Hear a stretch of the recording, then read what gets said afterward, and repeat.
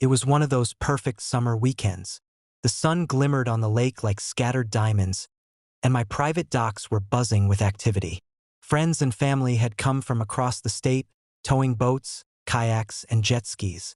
Picnic baskets, coolers, and fishing gear filled the shoreline. Children were laughing, dogs splashed in the shallows, and the smell of grilled food drifted in the air. I was finally enjoying a long overdue day off. Then I saw her, Karen. As if summoned by sheer spite, she rolled up in her oversized SUV, clipboard clutched in one hand, a scowl etched deep into her face. She stepped out and immediately started barking orders as though the entire lake suddenly belonged to her. "This gathering is illegal," she shouted, stomping across the wet grass. "The HOA owns this lake. I'm demanding you remove your guests immediately." I calmly set down my cooler, wiping sweat off my forehead. I raised my hands in a polite gesture, letting her words sink in. "Karen," I said evenly, "this is my property. Every inch of this lake, the shoreline, and these docks belong to me. You are trespassing." Her face went pale. "You can't. This isn't. I'm protecting the community." I shook my head. "Protecting the community doesn't give you the right to bully people off land you don't own. Step back, or I'll have you removed legally." Karen's mouth opened and closed like a fish gasping for air. She reached for her phone, probably intending to call the local police, but I could see the doubt in her eyes. Even she had to know I wasn't bluffing. I turned to my guests, who were now watching the spectacle unfold, and said, "Everyone, please continue enjoying yourselves. Karen's presence is irrelevant here. Legally, she has no authority over this property."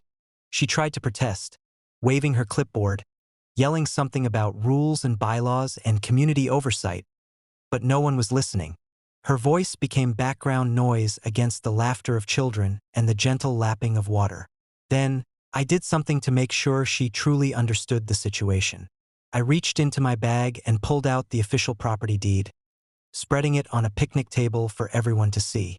It clearly showed that the lake, docks, and surrounding shoreline were fully under my ownership.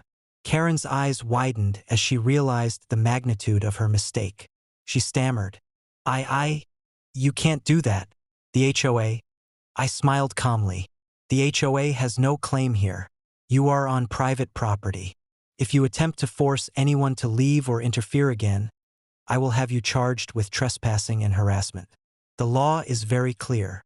Karen's face twisted with disbelief and anger, but there was nothing she could do. Every threat she made fell flat against the solid backing of legal documentation. For the next hour, she hovered near the edge of the property, muttering under her breath, occasionally pointing at the lake as if willing it to be hers. Guests ignored her entirely, enjoying their boats and drinks. I could see her morale crumbling with every laugh and splash. By late afternoon, Karen gave up entirely. She stomped back to her SUV, muttering about illegal gatherings and community violations, but everyone knew it was her ego that had been violated. She drove off, leaving the lake in peace. As the sun set, I watched the golden light reflect off the water.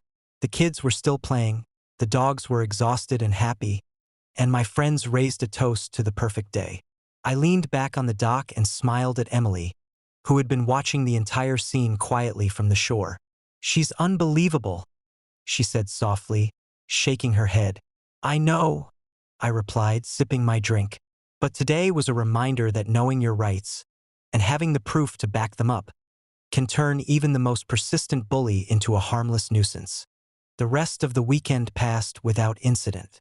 Boats glided over the water, laughter echoed through the trees, and the smell of grilled food filled the air. Karen never returned, and the lake remained ours, undisturbed. That day became a story we would tell for years. A story about standing your ground, asserting your property rights, and the sweet satisfaction of watching someone who thought they were in charge realize they were completely powerless. From that point on, every time someone mentioned the lake, everyone remembered Karen frozen in disbelief, the woman who tried to kick my guests off my private land and failed spectacularly.